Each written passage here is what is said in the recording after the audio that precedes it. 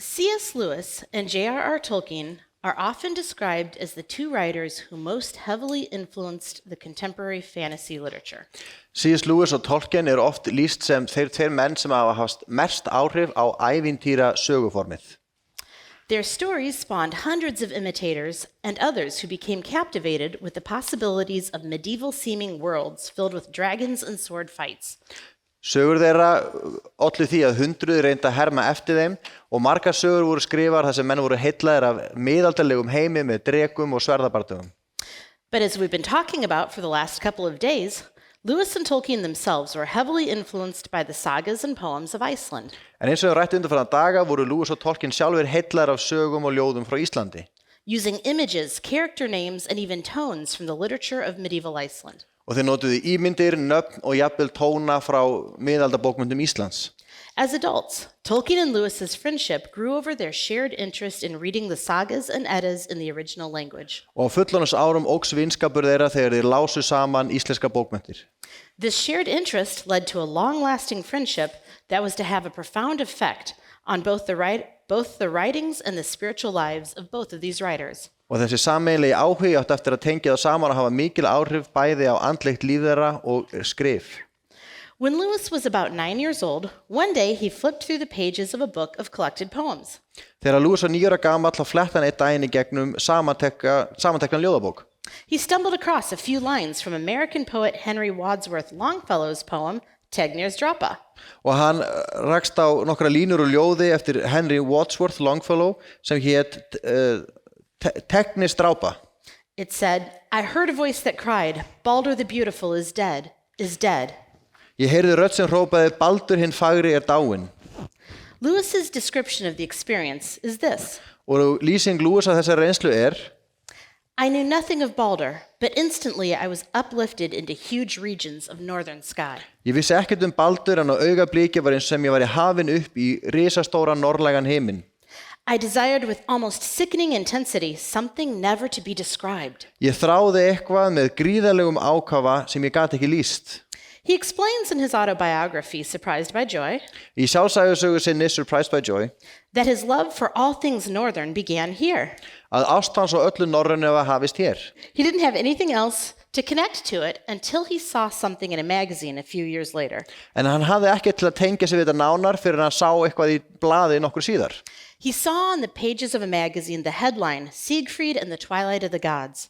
Hann sá fyrirsögn sem stóð Sigurður og endalok guðanna. It was a review of a book that retold the story of the Volsunga saga. Og þetta var dómur bók sem endursagði Völsungasögu. At this point, he had no idea who Siegfried was or what the Twilight of the Gods meant. Á þessum tíma vissi hann ekki hver Sigurður var eða hvað endalok guðanna merkti. Here's what he says about it. Og hér segir hann, I thought the Twilight of the Gods meant the twilight in which the gods lived. Ég hélt að endalok guðanna eða það sem ætti kalla sólsetur guðanna væri sett sólsetur eða birtustíð þar sem guðirnir byggju. How did I know at once that this was no Celtic or Sylvan or terrestrial twilight? Hvernig átti ég að vita að þetta væri hvorki keltneskt né annars konar jarðneskt húm? Pure northernness engulfed me. Algjör norræna umlúk mig. A vision of huge, clear spaces hanging above the Atlantic in the endless twilight. Sýn af stórum, endalausum rýmum sem að héngu yfir Norður-Atlantshafinu. All of this flowed together into a single unendurable sense of desire and loss. Og allt þetta flæddi saman í sterka löngun og tilfinningu fyrir að hafa tapað einhverju. From this article, the young Lewis discovered that Wagner had written an opera telling the story of Sigurd. Og út frá þessari grein þá uppgötvaði hann að Wagner hafði skrifað óperu þessa sögu af Sigurði. He wanted more. Hann vildi meira. But he didn't know where to find it. Hann vissi ekki hvar hann að finna það. So he found descriptions of opera records in a catalog. Þannig að hann fór og fann lýsingar á óperum í einhverju bók. So he read these. Og hann las þær. He convinced his brother Warnie to go halves with him and buy the records of Wagner's Ring Cycle. Og sannfærði Warnie bróður sinn að kaupa óperuna eftir Wagner. That summer he found the book Siegfried and the Twilight of the Gods. Og sumari fann hann bókina Sigurður og endalok guðanna. In his autobiography, Lewis explains that after reading this, he stopped listening to Wagner's German retellings. Og Lewis segir frá því eftir að hafa lesið þetta hætti hann að hlusta á endursagnir Wagners. and he turned away from the continental versions of these stories to the Icelandic. Og hann sneri sig frá þessum sögum sem finna var á meginlandi Evrópu til Íslands. He began reading every book he could find that retold the stories found in the sagas and the Eddas. Og hann las alla bækur sem sögðu sögurnar sem finna má í Eddunni og í sögunum. Sometime after this, Og einhvern tímann eftir þetta, Lewis was sent to visit a neighboring boy who'd been sick and was at home resting. hafði Lewis verið sendur til að heimsækja nágrannadreng sem var veikur heima og var að lesa.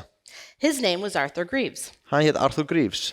A lifelong friendship began between them when, Og það var ævilangur vinskapur sem upphófst meðal þeirra þegar, upon entering Arthur's room, he saw a book lying on the bedside table. og hann gekk inn í herbyggi Arthurs og sá við hliðina á rúminu hans bók liggja, It was called Myths of the Norsemen. og hún hét Goðsagnir norrænna manna. The two spent hours discussing favorite characters, stories, and events from the Icelandic myths. Þeir eyddu mörgum klukkustundum í að ræða uppáhaldssögurnar, karakterana og viðburðina sem gerðust í bókunum.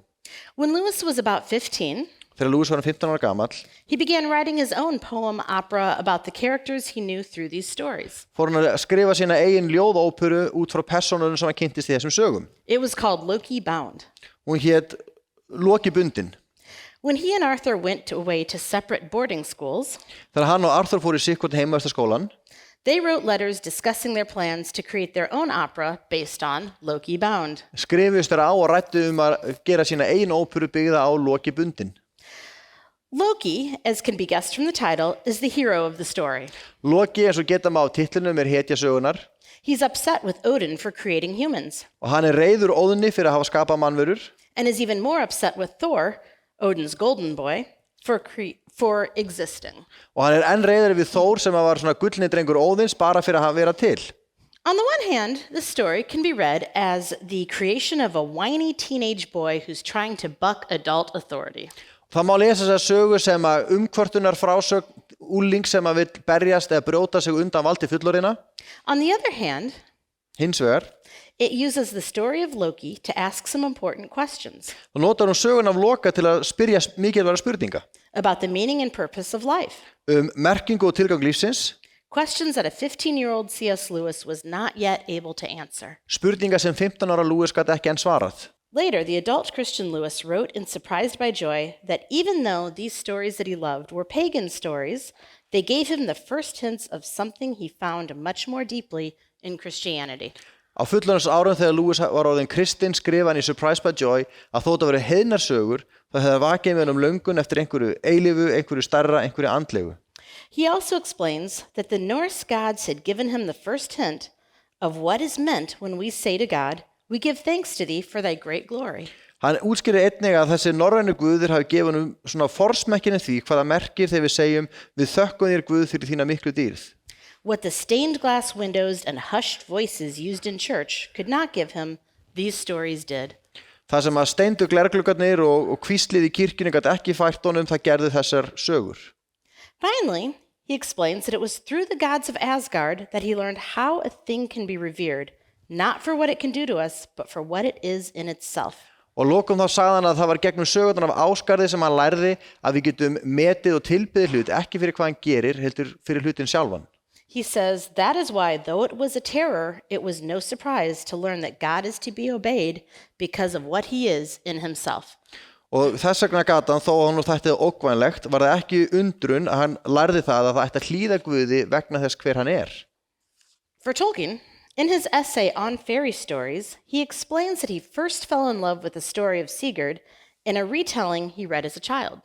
Og fyrir Tolkien í grein sinni af álfasögum útskýrir hann að hann var ástfanginn af sögunum Sigurði þegar hann las hana í álfabók eftir Andrew Lang.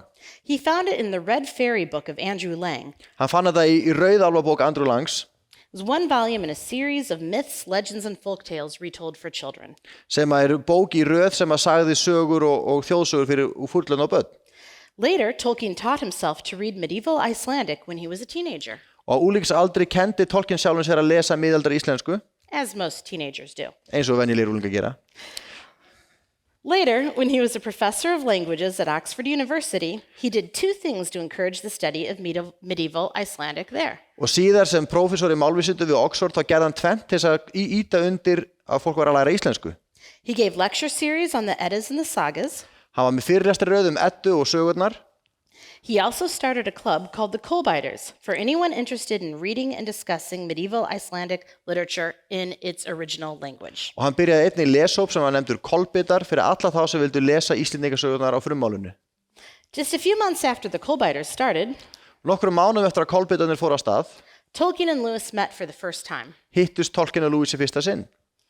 Lewis recorded the event in his diary for Tuesday, May 11th, 1926.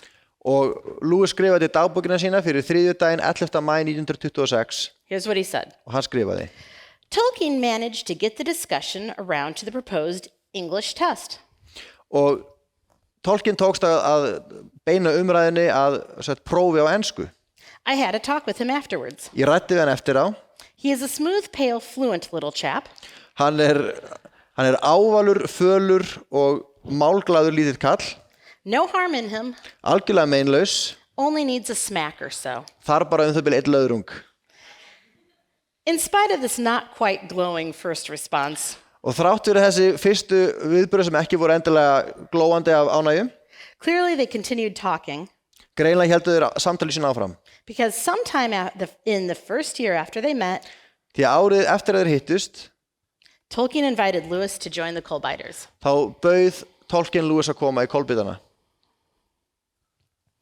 Lewis wrote a letter to Arthur Greaves Lewis skrifaði Arthur Greaves bréf describing the Kolbæters. og lýsti Kolbitum.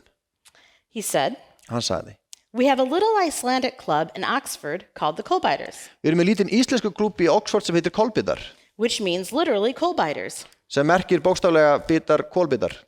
an Icelandic word for old cronies who sit around the fire so close that they look as if they were biting the coals." Gamalt íslenskt orð sem að vísa til vina sem sitja við eldinn svo nálagt að þeir líta út fyrir að vera að bíta í kolin. We have so far read the Younger Edda and the Volsunga Saga. Við höfum lesið yngri Edduna og Völsungasögu. Next term we shall read the Laxdale Saga. Næst ætlum við að lesa Laxdælu. You will be able to imagine what a delight this is to me, Þú getur rétt ímyndað hvílík gleði þetta mér and how, even in turning over the pages of my Icelandic dictionary, og hvernig jafnvel þegar ég fletti í íslensku orðabókinni minni, the mere name of God or giant catching my eye will sometimes throw me back 15 years. bara það að rekast á nafn risa eða guðs getur varpað mér aftur 15 ár í tíman. Into a wild dream of northern skies and Valkyrie music. Inn í villta drauma af norrænum himni og valkýru tónlist. Only they are now even more beautiful, seen through a haze of memory. Nema þeir eru enn fegurri nú þar sem ég sé það gegnum móðu minningana. By the mid-1930s, the Kolbæters had translated the Poetic Edda, the Prose Edda, all of the sagas they could get their hands on. Og miðbygg fjórða áratugurins höfðu kolbitarnir þýtt ljóðahluta Eddunar og sögulhluta Eddunar og allar Íslendingasögur sem þeir komist í. But before they were done, En áður en þeim höfðu lokið því, a conversation happened that had a lifelong effect on Lewis. áttu þau samtal sem hafði ævilöng áhrif á Lewis. On the evening of September 19th, 1931, Að kvöldi 19. september 1931 Tolkien, Lewis, and another friend, Hugo Dyson, began discussing the myths that they loved so much. byrjuðu Lewis, Hugo Dyson og Tolkien að ræða góðsögurnar sem þeir elskuðu svo mikið. Eventually, they decided to go out for a walk on Addison's Walk, an enclosed path on Magdalen College grounds. Að lokum ákveður að fara í göngutúr eftir Addisons braut sem lokaður göngustígur á Magdalen College lóðinni. As they walked, the conversation got rather more detailed, Og þegar þið gengu þá var samtalið ítarlegra and it lasted into the early hours of the morning. og það varði undir morgun. Lewis later described it in another letter to his friend Arthur Greaves. Og Lewis lýsir þessu í öðru bréfi til vinar síns Arthur Greaves. Here's what he said. Hann segir: What Dyson and Tolkien showed me was this, Það sem Dyson og Tolkien sýndu mér var that if I met the idea of sacrifice in a pagan story, að ef ég sé fórnarhugmyndina í heiðinni sögu, I didn't mind it at all. þá var mér alveg sama. Again, if I met the idea of a God sacrificing himself to himself, Ef ég sá hugmyndina Guð sem fórnaði sjálfum sér til sjálfsins, I liked it very much þá líkaði mér það mjög vel. and was mysteriously moved by it. Og það hrærði við mér á undarlegan hátt. Again, Aftur, the idea of the dying and reviving God, hugmyndin hinn deyjandi og endurlífgandi Guð, Baldur, Adonis, or Bacchus, hvort sem það var Baldur, Adonis eða Bakkus, similarly moved me provided I met it anywhere except in the Gospels. hreyfði við mér sama hátt svo lengi sem ég fann hana utan Guðspjallana. The reason was, Ástæðan var, in pagan stories, I was prepared to feel the myth as profound and suggestive of meanings beyond my grasp. þegar ég las heiðnu goðsögurnar þá var ég tilbúin að upplifa þær á djúpstæðan hátt út fyrir það sem ég sjálf gat skilið. Even though I could not say in cold prose what I meant. Þó ég gæti ekki sagt nákvæmlega hvað þetta þýddi allt saman. Now, the story of Christ is simply a true myth. Sagan Kristi einfaldlega sönn góðsaga. A myth working on us in the same way as the others. Saga sem hefur sömu áhrif á okkur og hinar. But with one tremendous difference. En það einn djúpstæði munur. It really happened. Hún raunverulega gerðist. And one must be content to accept it in the same way, remembering that it is God's myth, where the others are men's myths. Og maður þarf að vera reiðubúin að taka henni eins og hún munandi að þetta góðsaga Guðs meðan hinar eru góðsögur manna. That is, the pagan stories are God expressing himself through the minds of poets. Alveg eins og heiðnusögurnar eins og Guð að tjá sig gegnum huga skálda. Using such images as he found there. Notandi þær hugmyndir sem hann fann í hugum þeirra. While Christianity is God expressing himself through what we call real things. Meðan að kristindómurinn snýst Guð að tjá sig í gegnum sem við köllum raunverulega hluti. There are two things here I would particularly like to point out. Það tvennt hér sem ég vil benda sérstaklega á. The first, this is something that helped Lewis become a Christian. Þetta eitthvað sem hjálpaði Lewis að verða kristinn. But if Lewis had not already been steeped in myth, en ef að Lewis hefði ekki þegar verið búin að læra góðsagnir, this argument would not have had the same effect. þá hefði þessi röksemdafærsla ekki haft sömu áhrif. The second may be even more important for us today. Og seinni punkturinn jafnvel enn mikilvægari. Tolkien knew Lewis well. Tolkien þekkti Lewis vel. He knew him well enough to understand not only what Lewis meant by the word myth, Hann þekkti Lewis nógu vel ekki bara til að skilja hvað hann átti við með orðinu góðsaga, but to understand how much myths, heldur til að skilja hversu mikið góðsögur, especially the myths of Odin and Balder, sérstaklega sögur af Óðn og Baldri, meant to Lewis. hvaða merktu fyrir Lewis. Eventually, the Coal-Biters finished reading all of the sagas they could find and the Eddas. Að lokum luku kolbetanir við að lesa allar Íslendingasögur og eddur sem þeir gátu fundið. Some of the members started a new group. Og sumir meðlimanna byrjuðu nýjan hóp. This was called the Inklings. Þessi var kallaður Inklings. The members of the Inklings read aloud to each other whatever they happened to be currently writing. Og meðlimir þessa hóps lásu fyrir hvern annan það sem voru að skrifa hverjum tíma. They read their fiction and non-fiction to each other. Þeir skrifuðu bæði skáldsögur og ekki skáldskap. Tolkien's The Hobbit and The Lord of the Rings. Og bæði Hobbitinn og Hringadróttir saga Tolkiens. CSLewis.is The Lion, the Witch, and the Wardrobe. Ljónin, Orðin og skápinn eftir Lewis. And many other well-known books were read out loud to the Inklings in draft form. Og margar aðra þekkta bækur voru lesnar fyrir Inklings að meðan þær enn voru bara á skrifborðinu. Many of the Inklings were former members of the Coal-Biters. Margir meðlimir í þessa hóp voru fyrrverandi meðlimir kolbitana. Even though they were no longer translating Icelandic texts, Þó þau var ekki lengur að þýða íslenska texta, the influence of Icelandic stories can be seen in their own creations. má sjá áhrifa íslenskra sagna í þeirra skrifum.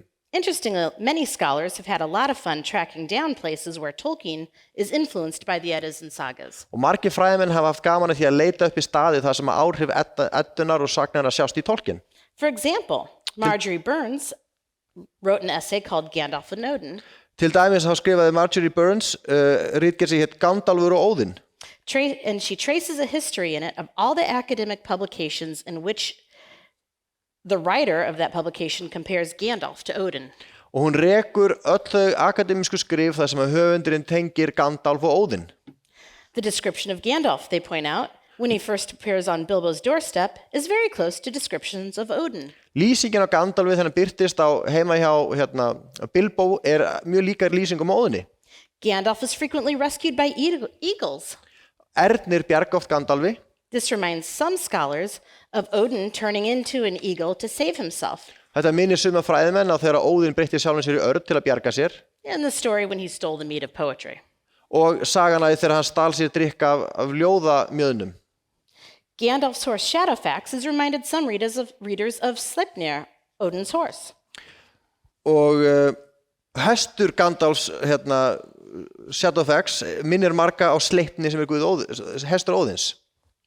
Leslie Donovan, in an essay in the book Tolkien the Medievalist, Leslie Donovan í ritgerð sem hét Tolkien, miðaldafræðingurinn, argues that Tolkien's warrior woman Éowyn is based on the Valkyries.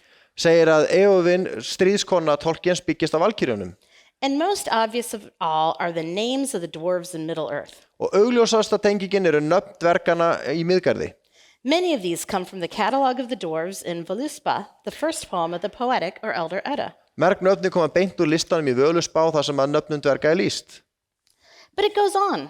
En það heldur áfram. Scholars have noticed that the landscape, the tone, and even some of the items and events reflect the influence of the sagas. Margir hafa bent á að landslag og lýsingar minna mikið á eddurnar.